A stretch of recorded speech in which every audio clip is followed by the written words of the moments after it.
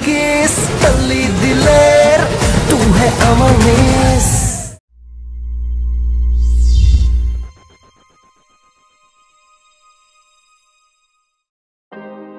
ঢালিউডের জনপ্রিয় চিত্রনায়ক শাকিব খান এবার নুসরাত ফারিয়া ও রোদেলা জান্নাতকে নিয়ে শাহেনশাহ রূপে হাজির হতে যাচ্ছেন বড় পর্দায়। এই ছবিতে শাকিব খানকে নতুন রূপে দেখা যাবে। শাপলা মিডিয়া প্রযোজিত ছবিটি সারা দেশব্যাপী মুক্তির ঘোষণা দিয়েছেন আগামী 12 এপ্রিল। তাই বেশ জোরে সোরে প্রচারণায় নেমেছে টিম শাহেনশাহ।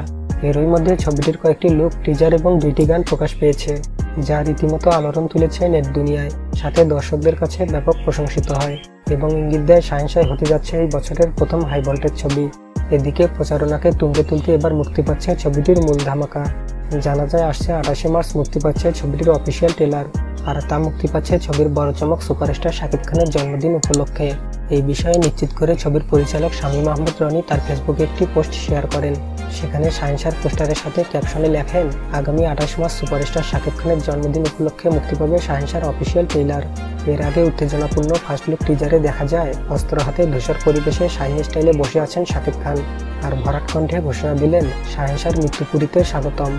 এই ছবিতে শাকিব ফারিয়া এবং রোদেলা ছাড়া আরও অভিনয় করেছেন অমিত হাসান, উজ্জ্বল, মিশা সওদাগর, আহমেদ শরীফ এবং ডন প্রমুখ। এটি হতে যাচ্ছে 2019 সালে শাকিব খানের প্রথম মুক্তিপ্রাপ্ত ছবি। বন্ধুরা, কিং খানের জন্মদিন উপলক্ষে আগামী 28 মার্চ মুক্তি পাচ্ছে শাহেনশাহ ছবির বড় চমক অফিসিয়াল ট্রেলার। এ নিয়ে আপনারা কতটুকু এক্সাইটেড তা অবশ্যই কমেন্ট করে জানাবেন।